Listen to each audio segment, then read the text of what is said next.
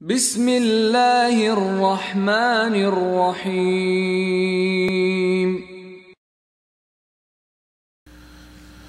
لا حول ولا قوة إلا بالله العلي العظيم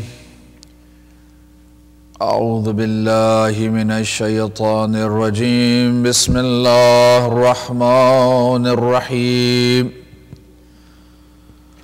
الحمد لله رب العالمين بارئ الخلائق أجمعين خالق السماوات والأرضين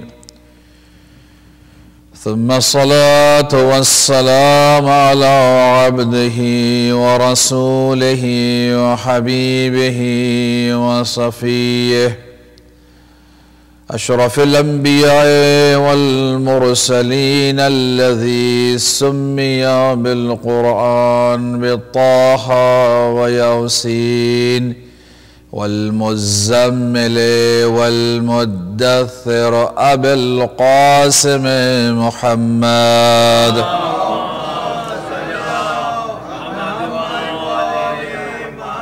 صلى الله عليه وآله وسلم وعلى أهل بيته الطيبين الطاهرين المعصومين المظلومين المنتجبين لا سيما بقية الله في الأرضين روحي وأرواح العالمين لتراب مقدمه الفداء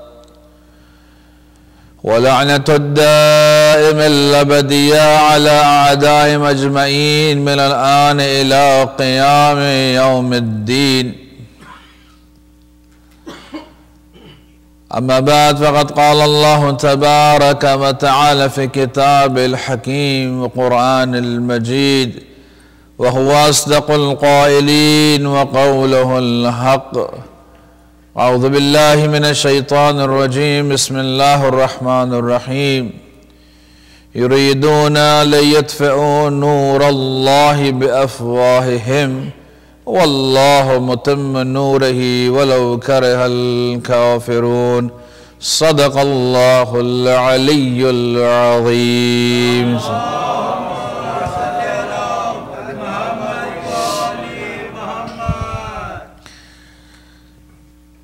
پروردگار کا جتنا بھی شکر ادا کیا جائے اس کی بے کراں نعمتوں پر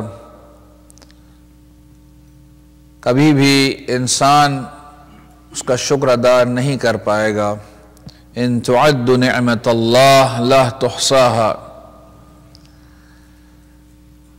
اور شکر کرنے کے بھی انداز خود فضائل اہل بیت سے ہمیں نظر آتے ہیں کہ جب ہم فضیلتوں کو تلاش کرتے ہیں تو کسی بھی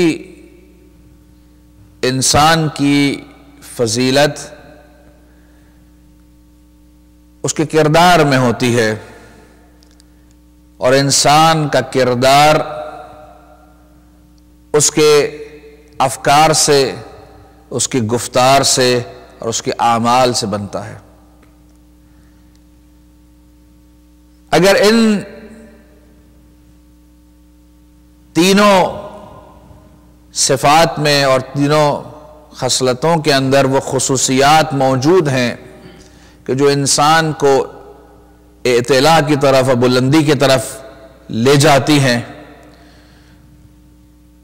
تو اس ایسے کردار کا حامل انسان ایک بلند مرتبت اور ایک اعلیٰ مقام حاصل کرتا ہے کہ جس کی فکر بھی پاک اور پاکیزہ اور بلند ہو اور جس کی گفتار بھی سنجیدہ ہو جس کی گفتار میں بھی علم اور حکمت ظاہر ہوتی ہو اور جس کا کردار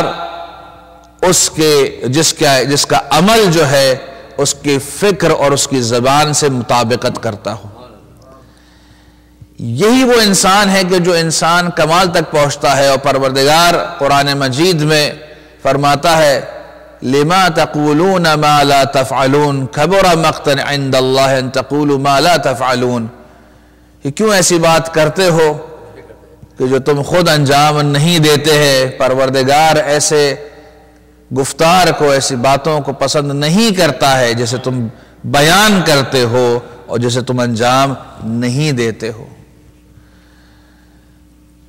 یہ مکتب تشیع اور یہ مدرس درسگاہ کربلا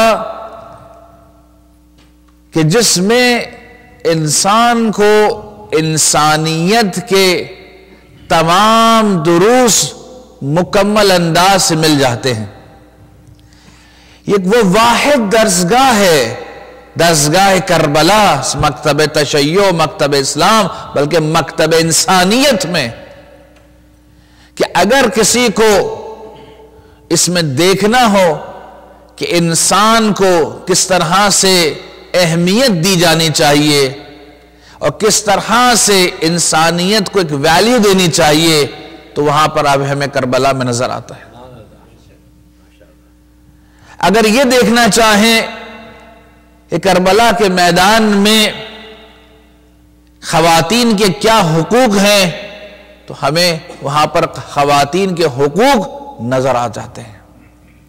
اگر کوئی یہ دیکھنا چاہے کہ بچوں کے ساتھ کیسا سلوک اور رویہ رکھنا چاہیے اور ان کی کس طرح سے تربیت کرنی چاہیے، تو وہ آپ کو درسگاہ کربلا سے نظر آ جاتا ہے۔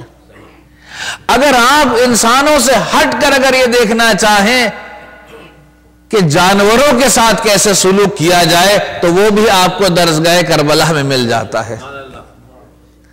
اگر یہ دیکھنا چاہے کہ نباتات کے ساتھ کیسے سلوک کیا جائے، تو وہ بھی آپ کو اس واقعہ کربلا میں مل جاتا ہے۔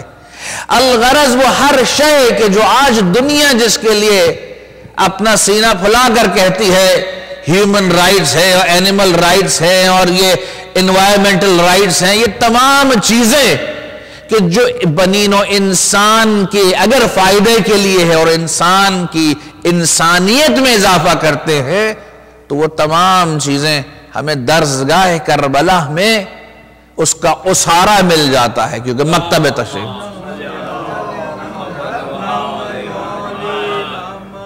مکتب تشیع بطور کلی اور مجموعی طور پہ اسے کھول کے اور واضح طور پہ بیان کرتا ہے، اور اس کا اسارہ، اس کے ایسنشلز جو ہیں وہ انسان کو واقع کربلا میں نظر آتے ہیں۔ امام حسین کی زندگی کے مختلف پہلو ہیں، اگر شکر کرنا بھی سیکھنا ہے تو امام حسین ہی کے پاس آ کر سیکھنا ہوگا۔ وہ دعا عرفہ، دعائے عرفہ کے اندر کہ جس کو ہم نے صرف مخصوص کر لیتے ہیں میدان عرفات کے لیے، یا بعض دفعہ عرفہ کے دن امام بارگاہوں میں اسے پڑھا جاتا ہے، لیکن یہ دعائیں ایک بات تو سمجھ لیں کہ پڑھنے کی چیز نہیں ہوتی ہیں، دعائیں مانگنے کی چیز ہوتی ہے۔ دعا مانگی جاتی ہے، دعا پڑھی نہیں جاتی ہے۔ ہم دعائے کمیل پڑھتے ہیں، دعائے ندبہ پڑھتے ہیں، ہم پڑھتے ہیں، ہاں مانگنے کے لیے پڑھنا ضروری ہوگا، لیکن یہ ذہن میں فوکسڈ ہو کہ ہم پڑھ نہیں رہے ہیں بلکہ مانگ رہے ہیں۔ ہم میں تو یہ وسیلہ ہے، کیونکہ وہ الفاظ، وہ معانی، وہ معرفت ہمارے پاس نہیں ہیں، اس لیے ہم اہل بیت کے در پر آتے ہیں کہ مولا ہمیں سکھائیے کہ اگر ہم گناہ کر لیں تو اپنی بخشش کیسے کروائیں، اگر ہمیں روٹی اور روزی چاہیے تو ہم کس طرح سے مانگے تیری بارگاہ میں، اللہ کی بارگاہ میں ہمیں بتلائیے۔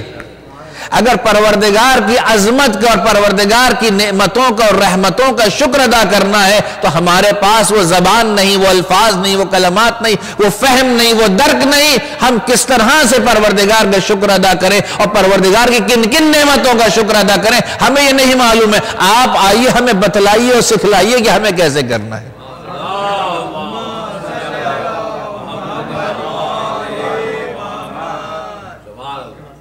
جب دعا عرفہ میں آتے ہیں تو میرے مولا امام حسین ایک ایک چیز فرماتے ہیں. کس بات کا؟ پروردگارہ تو نے مجھے بال عطا فرمایا اس کا شکر ہے، پروردگارہ تو نے مجھے انگلیاں عطا فرمائی اس کا بھی شکر ہے، پروردگارہ تو نے ان انگلیوں میں ہڈیاں رکھی ہیں اس کا بھی شکر ہے، پروردگارہ تو نے ہڈیوں میں جوڑ دیا ہے اس کا بھی شکر ہے. اللہ اکبر. یعنی ہمارے پاس یہ چیزیں موجود ہیں، اعضاء موجود ہیں جو ہم شب و روز اسے استعمال کرتے ہیں لیکن اکنالج نہیں کرتے ہیں. امام حسین علیہ السلام ہمیں ایک سبق دے رہے ہیں کہ دیکھو اپنے اطراف ہمیشہ توجہ رکھو، غور و فکر کرو اپنے اندر، اپنی خلقت میں، اپنے اطراف کے وجود میں، اور پھر اسے اکنالج کرو. لوگوں کو ہم کہتے ہیں لوگوں کو اکنالج کرنا بہت اچھی چیز ہے. ہم اگر کسی نے کوئی کام کیا، پانی کا گلاس لا کر دیا، کسی نے ابھی کوئی مدد کی، آپ فوراً کہیں گے شکریہ آپ کا. ہم اکنالج بہت اچھی بات ہے، کرنا چاہیے. لیکن وہ پروردگار جس نے انسان کا رواں رواں اسے دیا ہے، پروردگار نے یہ خون کے جو قطرات ہمارے وجود کے اندر ہیں، ایک ایک قطرہ پروردگار کے وجود سے موجود ہوا ہے، لیکن ہم اسے اکنالج نہیں کرتے ہیں. امام حسین علیہ السلام بتلاتے ہیں کہ دیکھو کس طرح سے اگر شکر ادا کرنا ہے تو ایک ایک چیز کو تم سمجھو، اور جتنا انسان غور و فکر کرے گا کہ انسان کی انگلیوں کے پور کیسے ہیں، انسان کی انگلی میں جو کی زندگی میں جو وجود ہے، اس کی آنکھیں، اس کی زبان، اس کے کان، ایک ایک شے پروردگار نے خوبصورتی کے ساتھ بنائی ہے، حکمت کے ساتھ بنائی ہے، اور اس کے بعد انسان کی تخلیق کے بعد فرمایا کہ میں نے احسن الخالقین، کہ میں نے بہترین شے کو بنایا، میں بہترین شے کا بنانے والا ہوں.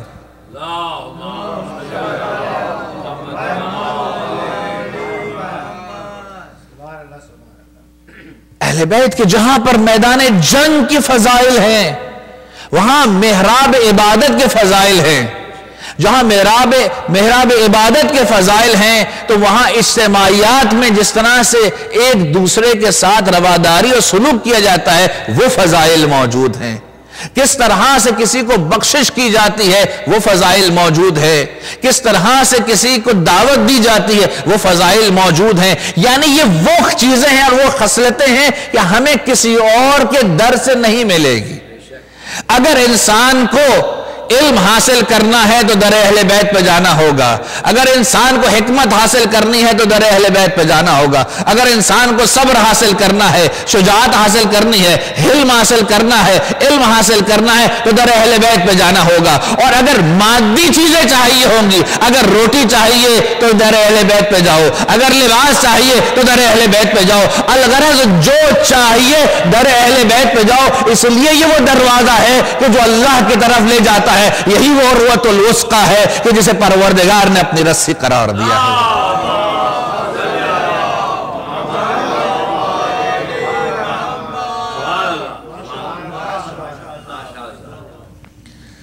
امام حسین علیہ السلام صرف محرم تک محدود نہیں رہنے والی چیز ہے. اسی لیے جو پہلی مجلس سے ہم نے امام پنجم، امام ششم یعنی امام محمد باقر علیہ السلام، امام جعفر صادق علیہ السلام سے نقل کیا کہ امام ائمہ فرماتے ہیں فحیو امرنا، ہمارے امر کو زندہ رکھو. فحیو امرنا، ہمارے امر کو، ہمارے کاموں کو، ہماری گفتار کو، ہمارے اقوال کو. یہ مترادف الفاظ نہیں ہے، یہ مترادف الفاظ جو احادیث سے ہے، امام رضا علیہ السلام کی احادیث میں موجود ہیں، ائمہ کی احادیث میں موجود ہے کہ کہیں پر اعمال ہے، کہیں افکار ہیں، کہیں اقوال ہیں، کہیں فضائل ہیں، کہیں مصائب ہیں. یہ تمام وہ چیزیں ہیں، یہ تمام وہ مجموعہ ہیں جسے زندہ کرنے کی اور زندہ رکھنے کی ضرورت ہے. کس لیے؟ انہیں ضرورت ہے اس بات کی، انہیں کیا کرنا، وہ اپنا کام کر کے چلے گئے. یہ زندہ رکھنا ہے ہمیں اپنے آپ کو زندگی اور حیات بخشنے کے لیے. ابھی کاظمی صاحب نے ایک جو مصرع مجھے یاد رہ گیا کہ اگر زندگی کرنا چاہتے ہو، زندہ رہنا چاہتے ہو، تو پہلے حسین سے مرنا سیکھو. تو اگر انسان حیات طیبہ چاہتا ہے تو پھر طیبین سے اسے درس حاصل کرنا ہوگا. اگر انسان پاکیزگی حاصل کرنا چاہتا ہے، طہارت نفس کے ساتھ زندگی گزارنا چاہتا ہے، تو پھر انہیں طاہرین کے ساتھ اور متطہرین کے ساتھ زندگی گزارنی ہوگی کہ جو خود بھی پاکیزہ ہے اور جو ان سے منسلک ہوتا ہے انہیں بھی وہ پاک کر دیتا ہے.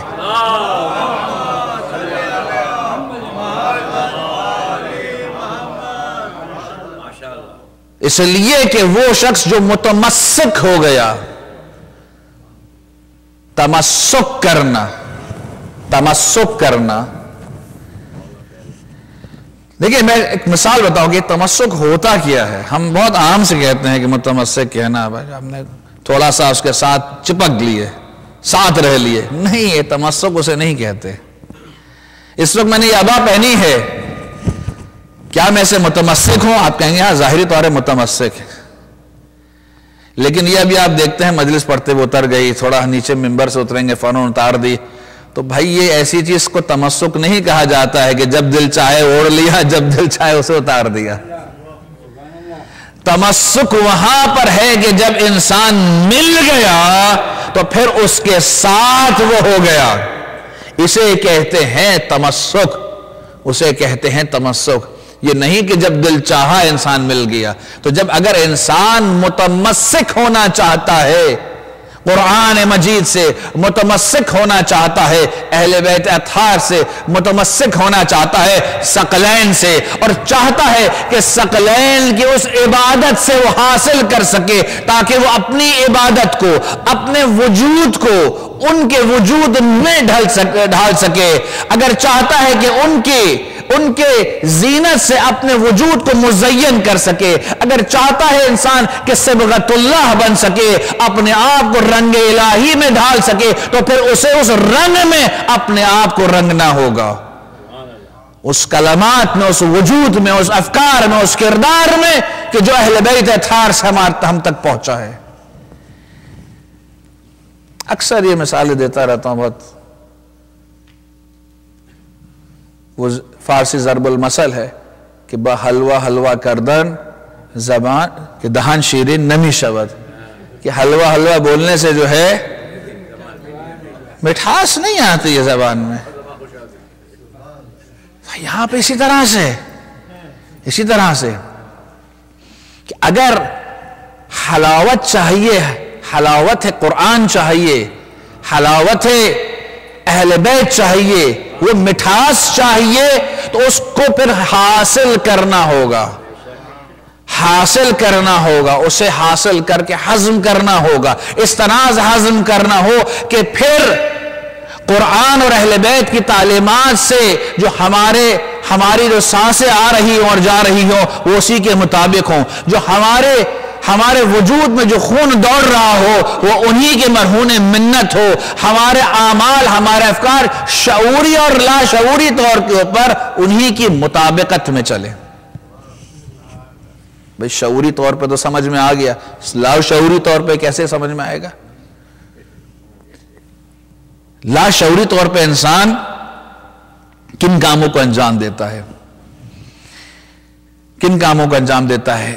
وہ جن چیزوں کو دیکھتا ہے، سنتا ہے، پڑھتا ہے، وہ اس کے لاشعور میں بہتی چلی جاتی ہیں چیزیں.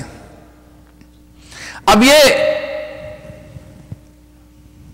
قبر میں منکر و نکیر آئیں، سوال کریں، ہاں بھی بتاؤ تمہاری کتاب کون سی ہے؟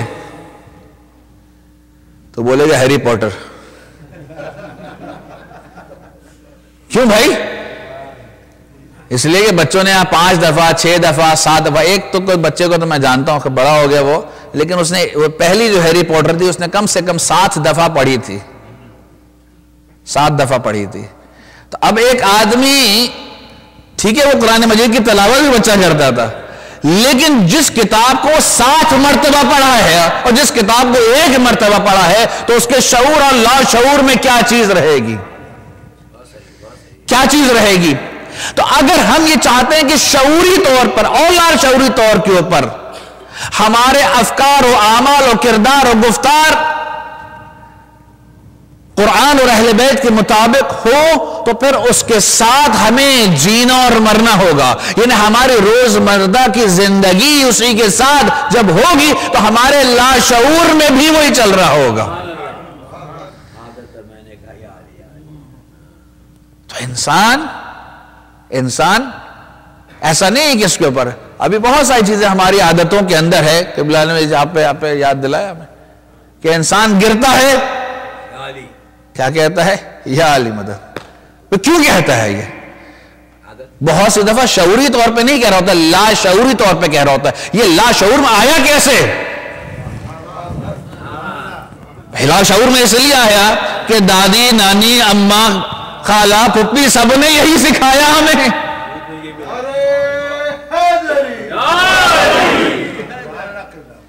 تو اسی طرح سے اگر انسان چاہتا ہے کہ قرآنی زندگی گزارے تو پھر چلتے پھرتے قرآن سے متمسک رہنے کی اسے ضرورت ہے. اگر چاہتا ہے کہ وہ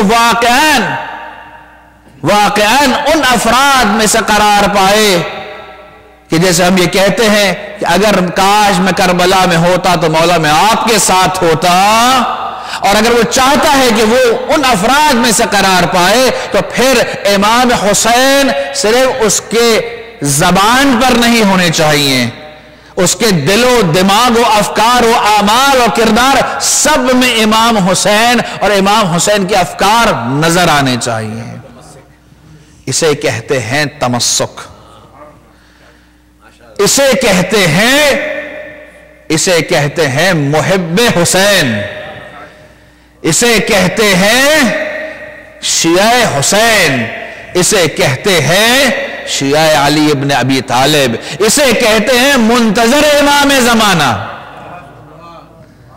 تو ٹھیک ہے امام حسین تو چلے گئے، اب یہ کہتے رہے ہم کہ ہاں مولا آپ ہوتے، ہم کربلا میں ہوتے ساتھ دیتے. وہ ٹھیک ہے وہ نہیں ہے، ان کے فرزند موجود ہیں. آج بتلاؤ کہ ہم کس طرح سے آج کی دور کی کربلا میں موجود ہیں. حل من ناصر ینصرنی، ایک جو کربلا سے آئی تھی، ایک پردے غیبت سے آ رہی ہے. حل من ناصر ینصرنی حل من مغیث یغیثنی، کہاں ہے میرے انصار، کہاں ہے میرے افراد.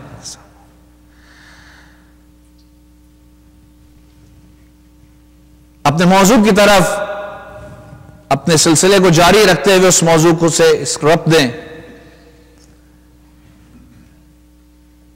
کہ موضوع ہم نے کہا کہ امام حسین وارث انبیاء ہے، کہ امام حسین علیہ السلام is the successor of all the prophets and the messengers, and we recite in Ziyaratul Waris and also in ahadith. It's not only in the Ziyaratul Waris but also in many ahadith narrated by Shia and Ahl al-Sunnah, in which it has been said, Assalamu alayka ya warith Adam Saffatillah, Assalamu alayka ya waritha Nuhin Nabiyillah, Assalamu alayka ya waritha Ibrahim Khalilillah, Assalamu alayka ya waritha Musa Kalimillah, Assalamu alayka ya waritha Isa Ruhillah, Assalamu alayka ya waritha Muhammadin Habibullah.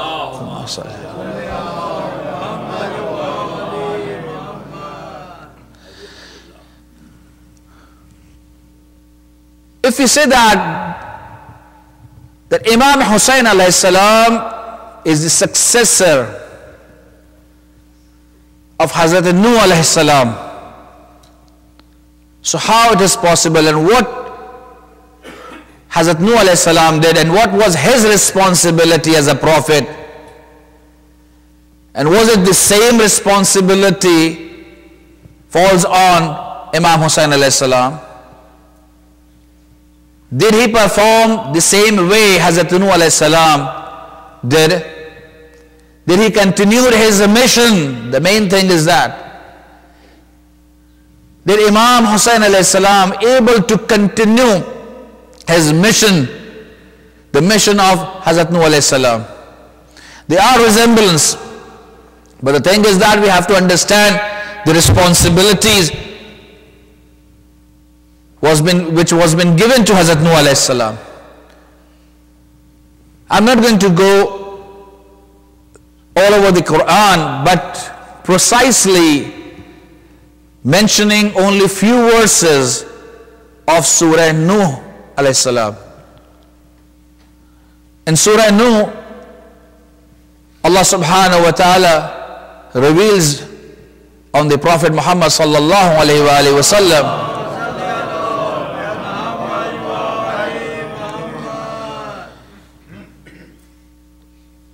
أعوذ بالله من الشيطان الرجيم بسم الله الرحمن الرحيم إنا أرسلنا نوحا إلى قومه أن أنذر قومك من قبل أن يأتيهم عذاب أليم. Allah reveals this verse and says that indeed we have made and sent our messenger Nuh إلى قومه, to his nation, towards his people. An anzir qawmaka min qabl an yatihum adhabun alim, that he made them fear and aware them about the consequences of their bad deeds, their wrongful acts, before we send the azab on them. So the one of the responsibilities of Hazrat Nuh alayhi salam was to aware people of the consequences of their bad deeds. And when we go through the sermons of Imam Hussain alayhi salam, we see that Imam Hussain alayhi salam did the same and similar thing. And he made aware the people, look, if I am leaving Medina, it is for the single objective, that is, I would like to make improvements in the nation of the Holy Prophet Muhammad sallallahu alaihi wasallam.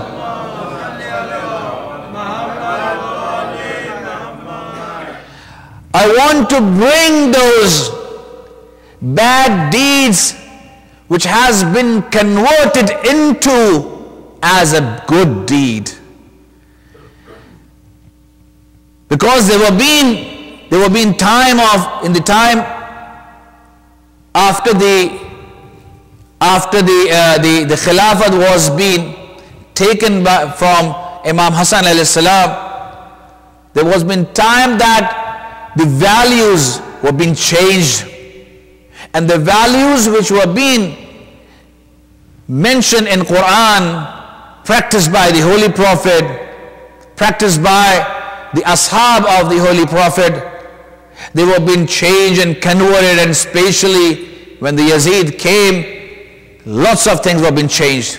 The values were being converted, the good values were being named or labeled as a bad one, and the bad values were being praised as a good one.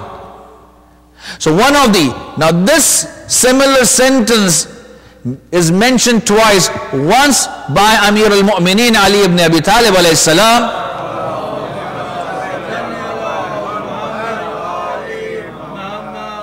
when he was being offered Khilafah and leadership of the Muslim nation. At that time, one of the sentences which he said was that, because I would like to change and bring those good values as a good values in the society, and to condemn and to diminish the bad values which prevails at that time in the society. And now after that time, Imam Hussain alayhi salam is saying the same words, same sentence. He is claiming the same thing, and he intends to change those wrongful values which were being converted into good ones, which has been labeled as the good ones. And now he has to bring, and that's very explicitly said, that I would like to follow the footsteps of my grandfather, and asira basirat jaddi. Okay, Imam Hussain, there are many people who claims that they follow the footsteps of the Holy Prophet Muhammad sallallahu alaihi wasallam.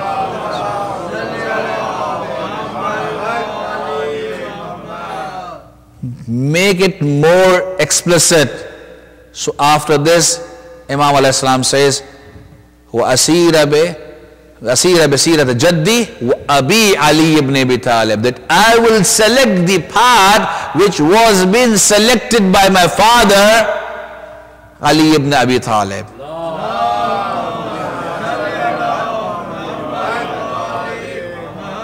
That I am not going to follow XYZ or ABC. I will follow only the way my father has adopted the lifestyle of the Holy Prophet. Because if you have remember, when the third Khilafah was to be decided, Imam Ali was been offered that if you follow Quran and the footsteps of the first and second Caliph, Imam Ali said, no, I will follow Quran and the footsteps of the Holy Prophet, and that is enough for me.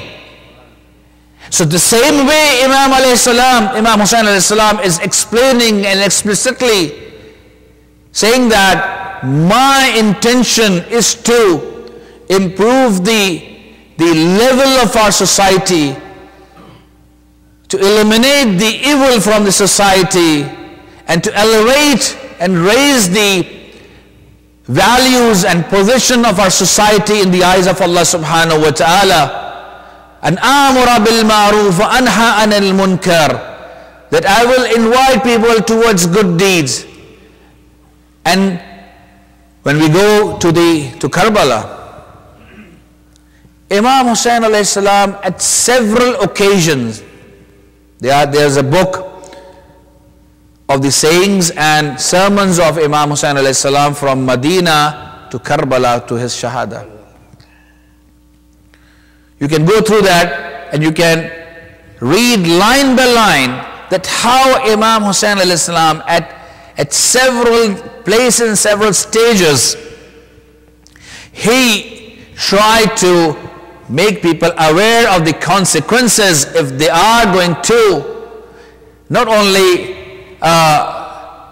kill Imam Hussain alayhi salam and his companions, but the consequences of the government if it falls in the hands of a person which is not eligible to hold that position, the complete direction of the Islamic government will deviate from its right path. It will go astray. So it's not only that Imam Hussain will be giving his life. Why he gave life? To save that deviation, to save the nation from deviation from that right path which was been established by the Holy Prophet Muhammad sallallahu alaihi wasallam.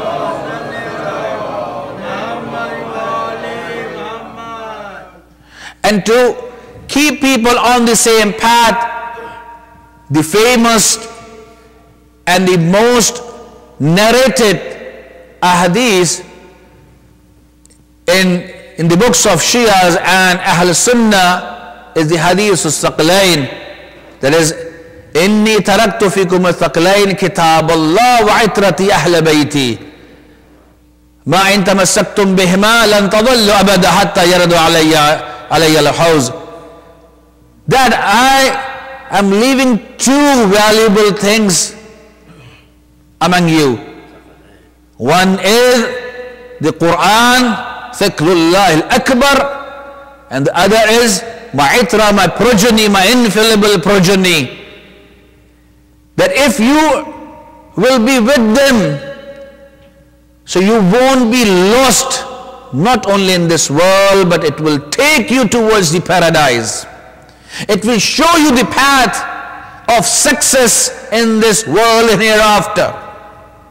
My dear, we follow various people in our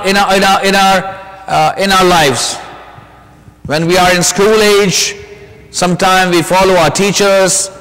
When our becomes in a level of like in a teenage, we follow some sports person and maybe some singer or some, I don't know, some Harry, some Tom, something like that, these type of people. But are we sure that these people are going to give us success even in this world? No, we don't know about it.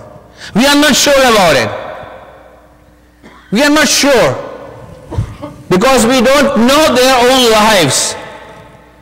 We don't know about them, the reality of their lives and all those things. So we don't have a single person in this world who can say that I can give you a formula of success. There is no single person who can say that yes, what I have did was okay. Except Anbiya, Aima and Awliya, that their true followers, yes, they says that, and for them the Quran revealed, Ya ayyatuhan nafsul mutma'inna irja'i ila rabbiki radiyatan mardiya fadkhuli fi ibadi wadkhuli jannati.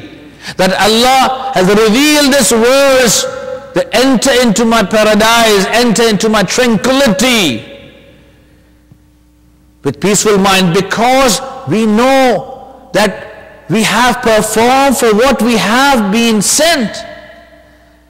So there, everyone is looking for some authentic way of life to live. And you won't find any other most authentic way than the lifestyle of the Holy Prophet and his infallible progeny. Why? Because true values never change. True values never change. They are always same. But when we go through the different values which prevails right now in our society, we see there is a big difference, a big gap which our fathers and forefathers used to perform.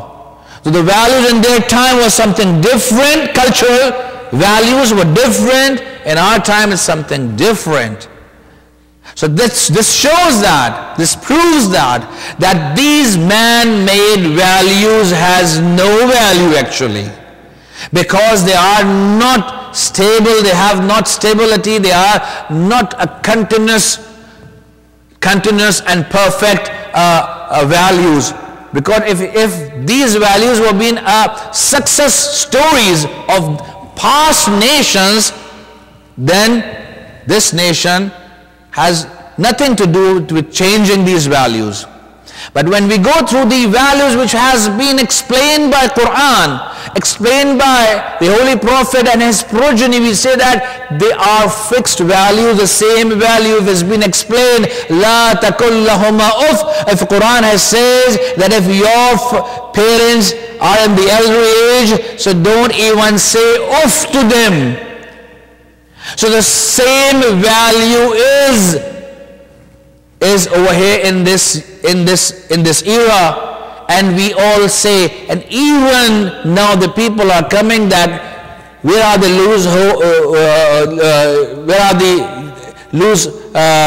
loops over there, and where are loose holes over there, that why our children are not going on the right direction.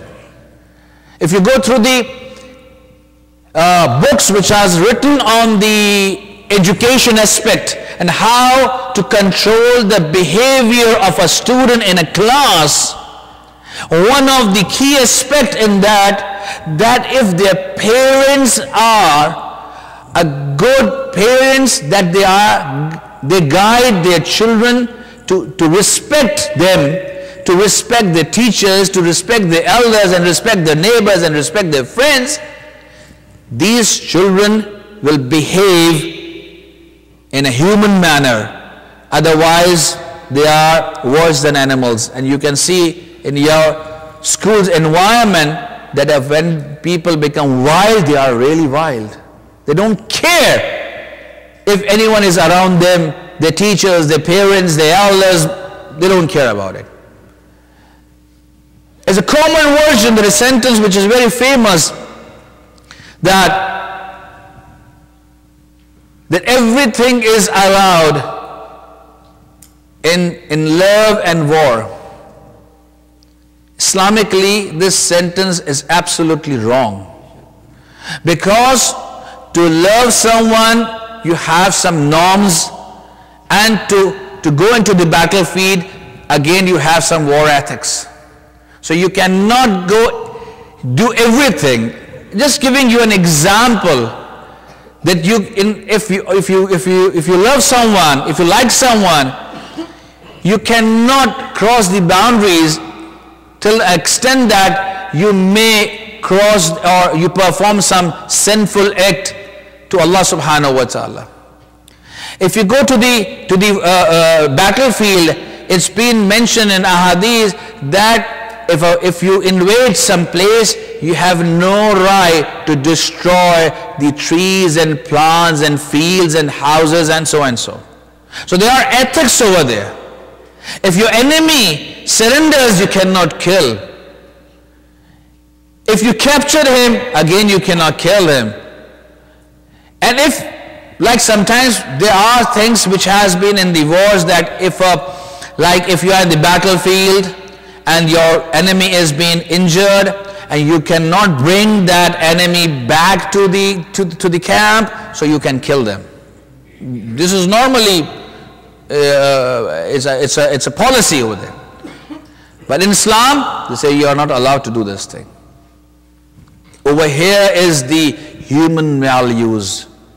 It's not that if we condemn the death penalty, we are giving the human values. No, we are not giving the human values by condemning a death penalty, and to stop the death penalty by saving one person, we are destroying the entire environment. But by killing that single person who has done something wrong, we are actually saving the entire nation. And that's what the Quran says. That if someone kills someone, that the punishment is to kill and to hang that person and give them the death penalty. So that person do not comes out, and again that it becomes a lesson for others to learn that they should not perform this sort of a heinous act. Recite Salawat Muhammad wa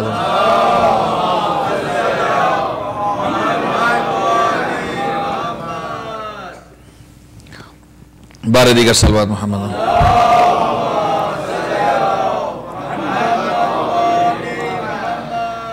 This I'm mentioning few verses and just translating quickly so you can just connect it yourselves. Is that, in other words, Allah subhanahu wa ta'ala says, قَالَ يَا قَوْمِ إِنِّي لَكُمْ نَظِيرٌ مُبِينٌ. That Hazrat Nuh alayhi salam said that I am a nadhir, a one to make you aware of the consequences. Imam Hussain alayhi salam, when he stood in front of enemy, he said the same things. That, look my dear, don't kill me or don't kill my companions, leave me alone. And not only this, but he also said, the person you are following, you're going to take you towards hell. And these type of consequences Imam Hussain alayhi salam said. So when we say that Imam Hussain is the warith of Hazrat Nuh alayhi salam, So it's not that to just associate someone just like that. No, that his mission, Hazrat Nuh alayhi salam's mission was Imam Hussain alayhi salam's mission was the same mission as Hazrat Nuh alayhi salam's mission. The responsibility which was being given to Hazrat Nuh alayhi salam was also the responsibilities of Imam Hussain alayhi salam as well. And abdullah wattaqu wati'un, and be obedient to Allah. Have fear of Allah subhanahu wa ta'ala, and don't perform something which is not permissible. يَغْفِرْ لَكُم مِّن ذُنُوبِكُمْ. And then after that, Hazrat Nuh alayhi salam says, what he said? قَالَ رَبِّ إِنِّي دَعَوْتُ قَوْمِي لَيْلًا وَنَهَارًا. Oh God, I invited and called my people day and night, but they don't listen to me. They don't listen to me. What I should do, what I can do. What Imam did, till his last drop of his blood, he tried his level best to guide people, to make their dark lives lighten with the guidance of Quran. But people did not accept it because they were being blindfolded themselves. And the most important thing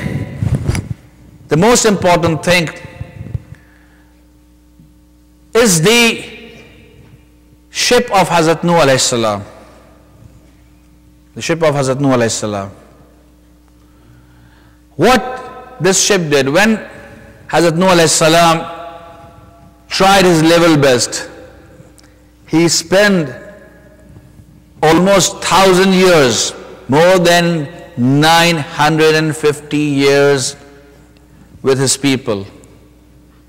But he could not succeed to make people believers. Remember, he was the Ulul Azm Nabi.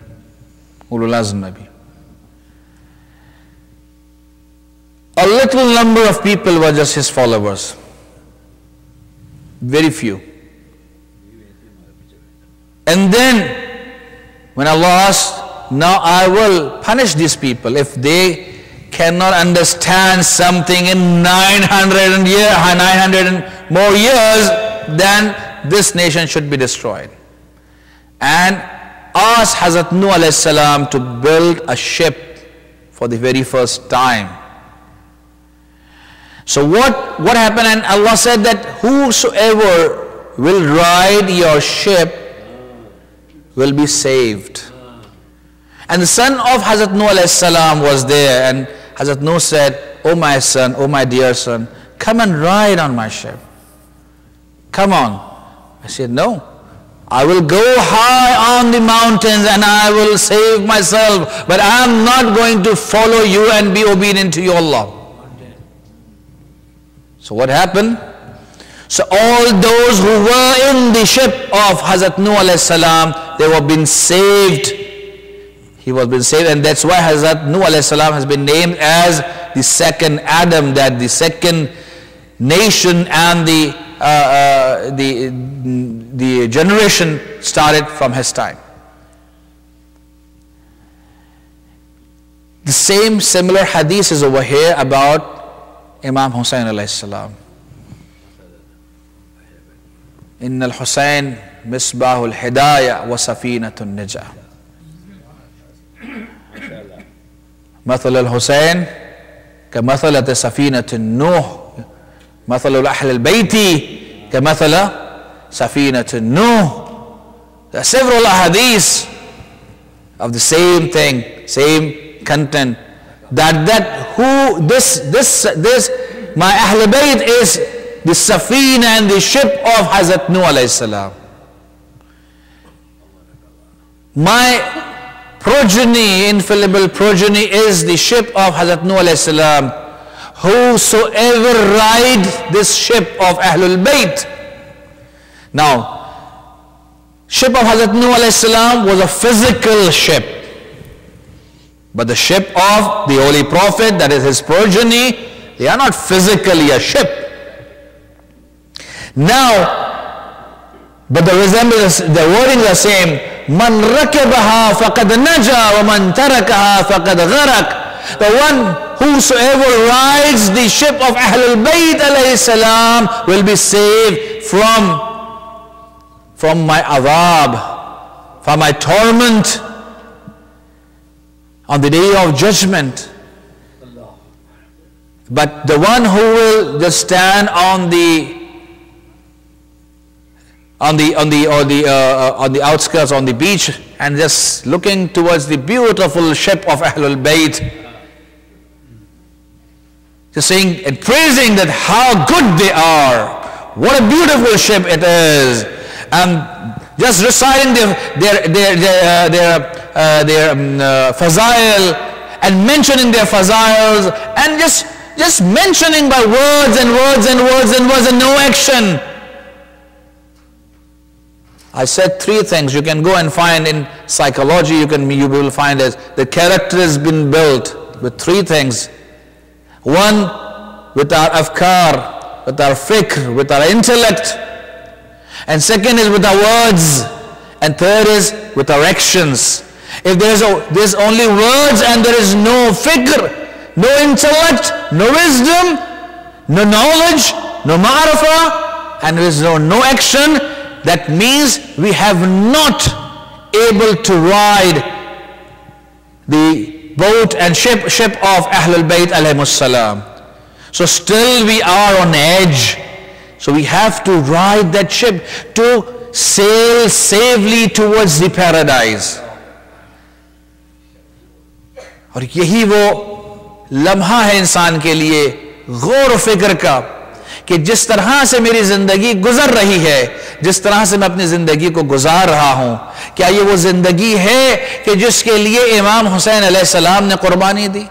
کیا اسی طرح سے امام حسین علیہ السلام اور اہل بیت نے اسی لیے قربانیاں دی کہ ہم بس چند آنسو بہا لیں اور ہمارے گناہ بخش دیے جائیں؟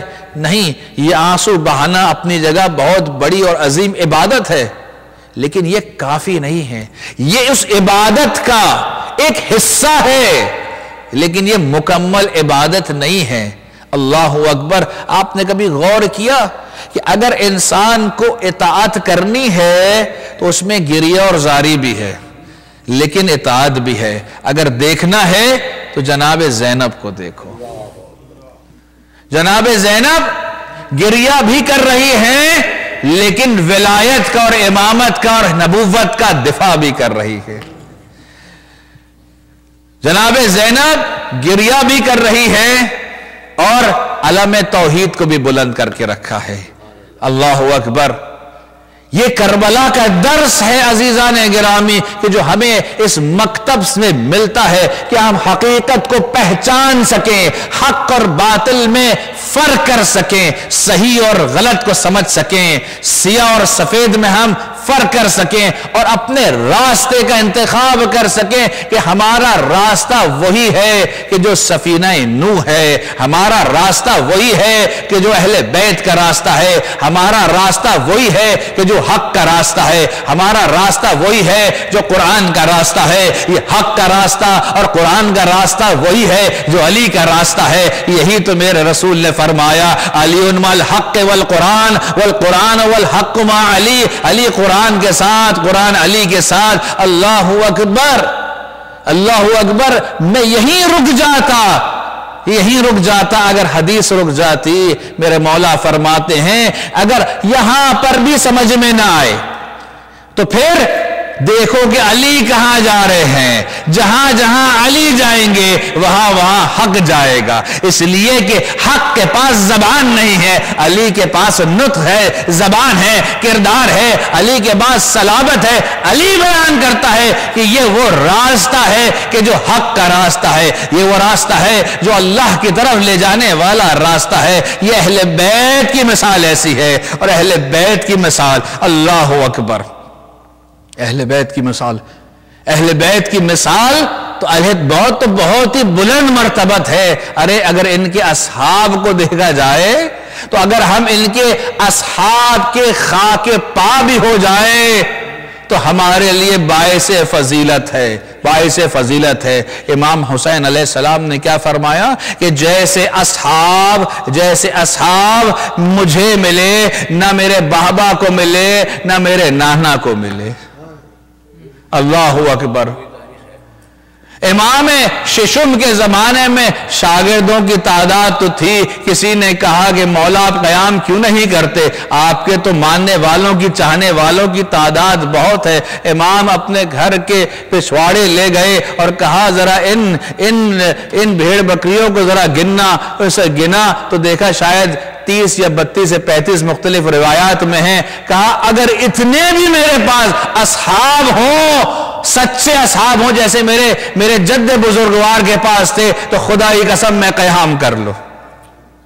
لیکن وہ اصحاب جو ملے، اور کیسے اصحاب ملے۔ جب کربلا پہنچے بہن نے بھیا سے کہا بھیا یہاں تو نزدیک کوفہ میں آپ کے دوست، بچپن کے دوست رہتے ہیں، حبیب ابن مظاہر رہتے ہیں، ذرا انہیں تو بلوا لیجئے، سہارا ہو جائے گا، ڈھارس ہو جائے گی۔ اللہ اکبر۔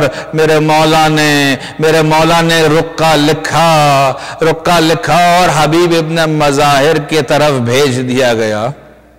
حبیب ابن مظاہر بچپن کے دوست، کیسے دوست تھے کہ کبھی امام حسین کے ساتھ نہ چلے، آگے تو بہت دور کی بات، ساتھ نہ چلے، بلکہ امام حسین کے بالکل پیچھے چلے، یعنی امام جہاں قدم رکھتے وہاں حبیب کا قدم ہوتا، امام کا جہاں دایاں قدم وہاں حبیب کا دایاں قدم، جہاں امام کا بایاں قدم حبیب کا وہاں بایاں قدم۔ ارے حبیب وہ کہ جو حسین کے قدموں کی خاک کو اپنے آنکھوں پر لگایا کرتے تھے، ایسی محبت، ایسی دوستی تھی دونوں میں۔ اللہ اکبر۔ یہ شخص پہنچا، حبیب اپنی زوجہ کے ساتھ دسترخوان پہ بیٹھے ہوئے کھانا تناول فرما رہے تھے۔ کہا کہ حسین کا ایلچی آیا ہے۔ جیسے ہی سننا تھا، ارے حبیب اپنے مقام سے کھڑے ہو گئے۔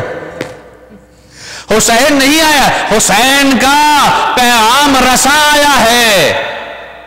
کھڑے ہو گئے اپنے مقام سے، کہا کیا ہو گیا ہے؟ کہا میرے مولا نے آپ کے نام رکہ دیا ہے۔ ارے حبیب نے اپنے ہاتھوں میں رکہ لیا، اپنی آنکھوں پہ لگایا، کبھی اپنے ہونٹوں پہ لگاتے اور چھوڑتے۔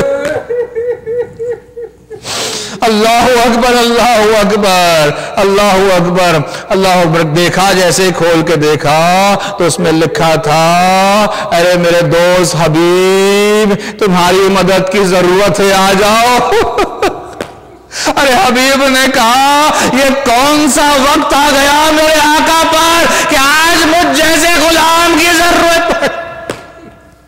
اللہ اکبر، اللہ اکبر۔ بس وہ نوالا جو ہاتھ میں تھا حبیب نے رکھ دیا، وہ نوالا ہاتھ کا زمین پر رکھ دیا اور کھڑے ہو گئے اور کہا دیکھو شام کا انتظار کریں گے، تم مجھے فلان جگہ پر ملنا، میں تمہارے ساتھ چلوں گا۔ حبیب اپنے غلام کو لے کر رات کی تاریکی میں نکلے، خیام کے نزدیک پہنچے۔ ارے ایک غوغا ہو گیا، کوئی آ رہا ہے، خیمے کے اوپر کہیں حملہ نہ ہو رہا ہو۔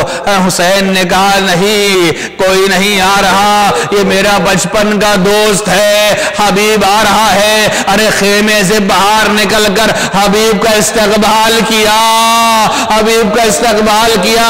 ارے حبیب آتے قدموں میں گرے، ارے مولا نے شانوں سے اٹھایا، اپنے سینے سے لگایا، کہا حبیب تمہارا مقام میرے سینے میں، اجرکم علی اللہ، اجرکم علی اللہ۔ ہاں، جیسے ہی یہاں پر کوئی شور و غل ہوا، ارے زینب خیمے کی آڑ سے پوچھتی ہے کیا ہو رہا ہے؟ ارے آواز دی، پوچھا یہ کیا ہو رہا ہے؟ کہا کچھ نہیں، میرے دوست آیا ہے، حبیب آئے ہیں۔ تو کہا ذرا بھیا ان سے کہہ دینا کہ زینب کا سلام قبول کیجئے۔ ارے حبیب نے اپنے سر کو پیٹ لیا، ارے شہزادی اتنا برا وقت نہیں آیا کہ ابھی آپ غلاموں کو سلام کرے۔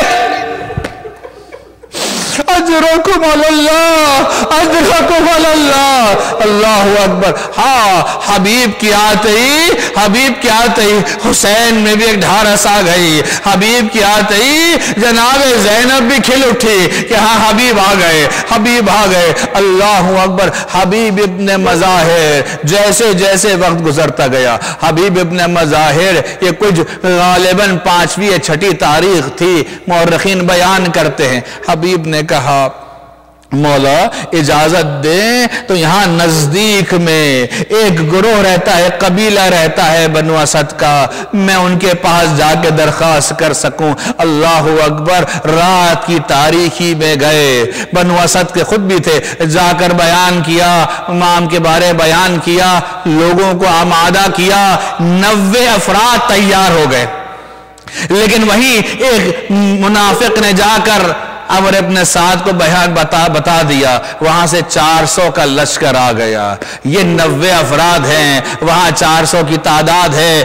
گھمسان کی لڑائی ہوئی، مقابلہ نہ کر سکے، کچھ لوگ شہید ہوئے، کچھ لوگ وہاں سے میدان چھوڑ کر بھاگ لیے، اور میرا حبیب واپس خالی ہاتھ آیا اور آ کر کہا مولا ان للہ و انا الیہ راجعون۔ مولا یہ واقعہ پیش آیا ہے۔ کہا حبیب کوئی فکر کی بات نہیں ہے، پریشان نہ ہو، اصحاب موجود ہیں اور شہادت ہمارا نصیب ہے۔ حوصلہ دیا گیا۔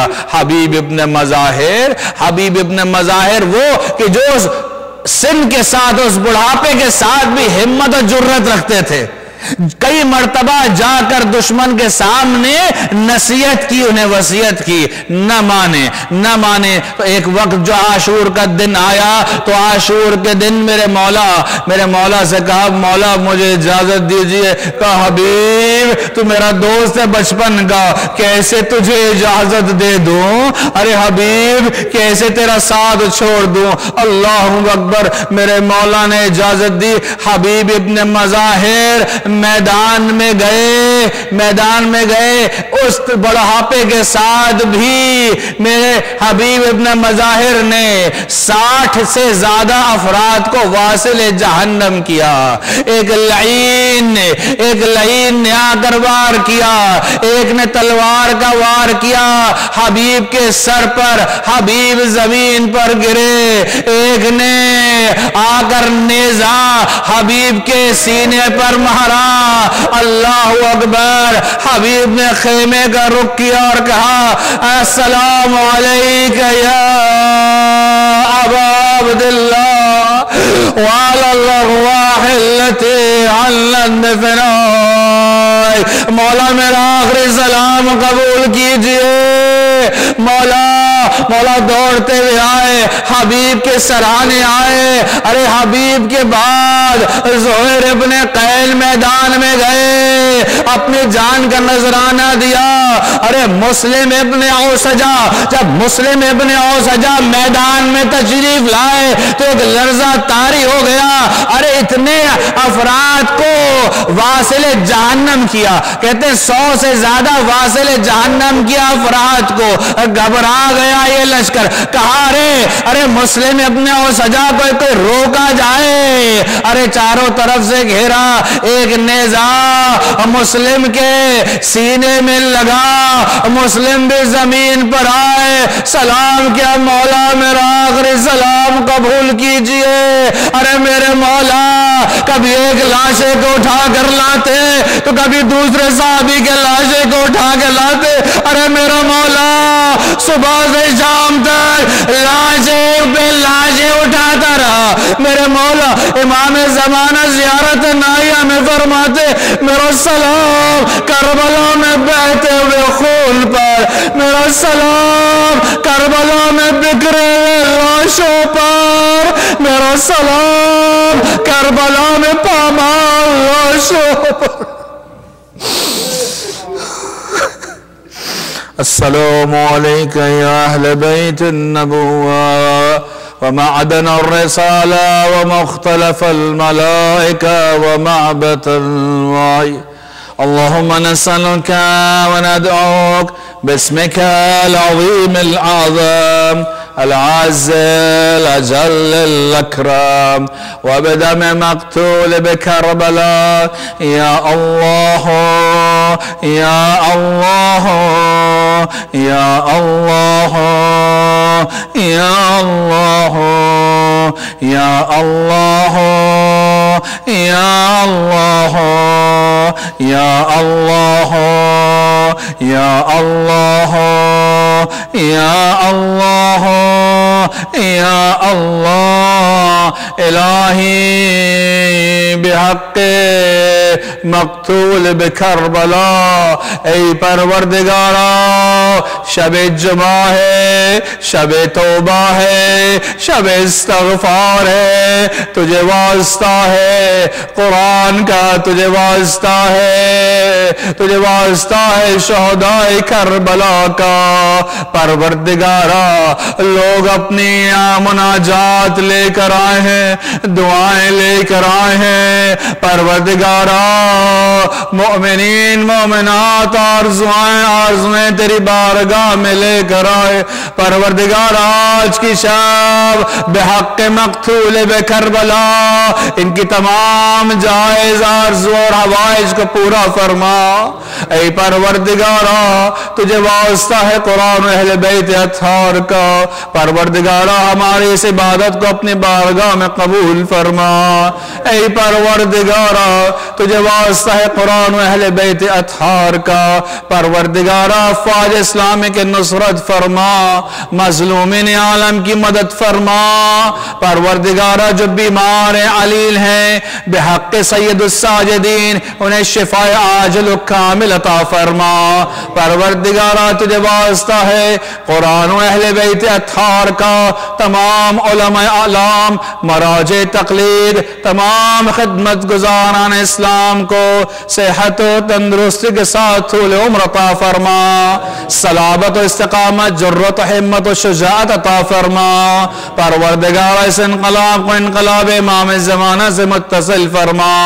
پروردگار منجی عالم بشریت، قائم آل محمد، امام زمانہ کے ظہور میں تعجیل عطا فرما.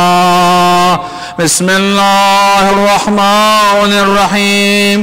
اللهم كن لوليك الحجة بن الحسن صلواتك عليه وعلى آبائه في هذه الساعة وفي كل الساعة وليا وحافظا وقائدا وناصرا ودليلا وعينا حتى تسكنه أرضك توعا وتمتعه فيها طويلا. اللهم صل. ماتم حسين.